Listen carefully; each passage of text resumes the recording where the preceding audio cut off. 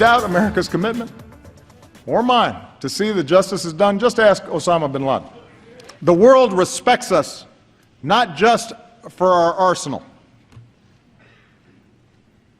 It respects us for our diversity and our openness and the way we respect every faith.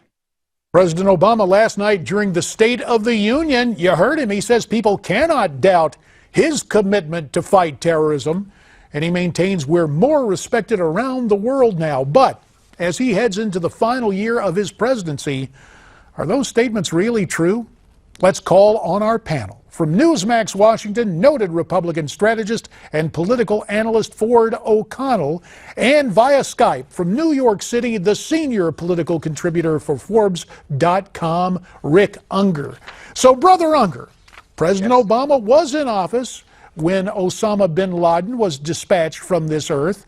We should note it was 5 years ago. What is interesting that the president last night did not mention San Bernardino nor Paris. Why not? You know, it's interesting. There were certain things I was looking for I expected him to mention.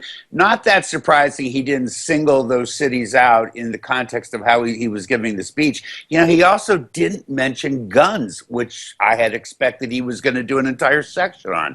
The nature of the speech wasn't really calling for, I don't think, specific examples. And as I've read the speech a few times, I'm not sure that he had to go and actually mention San Bernardino. We all know what happened. Well, he did mention, Ford O'Connell, that we're more respected around the world. You think Iran respects us today after taking 10 American sailors prisoner and then giving them up this morning? Well, absolutely, Iran does not respect us. Neither does North Korea, neither does Russia, neither does China. Look, that last night was the State of the Union, but when it comes to terror and our enemies, President Obama's in a state of denial. ISIS is not a bunch of thugs in the back of a truck. They're playing with chemical weapons. They're growing astronomically. And frankly, we have to be a little bit more vigilant. Americans don't feel safe, and that's one of the top two issues in the next presidential election. While this is a political speech, and he was framing the liberal argument, he didn't do a very good job for independence.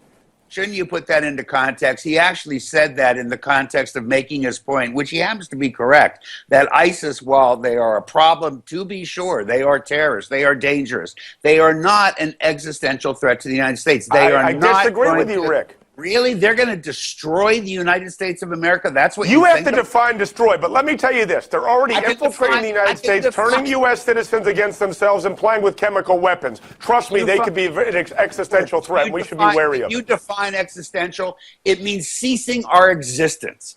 You believe that ISIS has the capability to end our existence. I think more of the American people do that. Let me depart from this. I'll give a new definition to existentialism. Let's get back to some numbers. I hear what you're saying, but at the same time, what Ford had to say, when the president says these guys are riding around in the back of pickup trucks, he is retreating somewhat from the true threat of ISIS, and it is a threat, however we want to define it. Let me turn to politics now, though, gentlemen. A new Washington Post ABC News poll shows that perhaps voters are tiring of Trump, Bush, and Carson. They've seen favorability rates decrease since November. Meanwhile, Ted Cruz and Chris Christie have seen significant bumps in an increased favorability view from voters. I always appreciate it, Rick, as a Democrat, when you analyze Republicans. What do you think is behind the favorability change among these candidates? I wouldn't be too quick to jump on that. You know, you're right. There are some polls out this week that suggest that. You know, we've seen polls bounce around. We're now at a point we are literally just a few weeks from actual voting. I'm going to wait, and I'm going to see what happens in Iowa and then what happens in New Hampshire.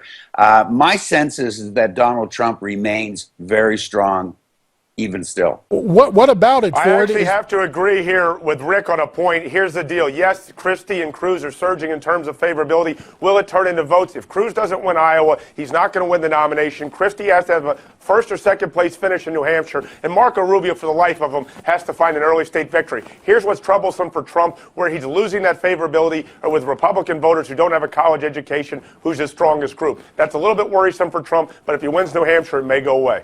Gentlemen, before we go, absolutely right. Good to know that point of agreement. Let's take a listen. Carly Fiorina On Hardline with Ed Berliner right here on Newsmax TV last night. She took a shot at Donald Trump. Let's look at it. You can't lead a nation if you're all about yourself. We can't put another narcissist in the White House, and we cannot put another divider-in-chief in the White House either. Gentlemen, 10 seconds each. Ford, first your reaction to what Carly had to say about Trump. I don't think that Carly understands that Trump could actually win the general election, but her point about tone and rhetoric is spot on. And let me tell you something, to run for president, you have to be a narcissist. Last word to you, Rick. 10 seconds. I actually take Ford's point, but he's taking narcissism to a frightening new level, and one that I don't think is particularly healthy. Well, as one who has served in public office and is a self-confessed narcissist, what's the big deal about that? Ford O'Connell, Rick Ungar, thanks very much. We'll be back.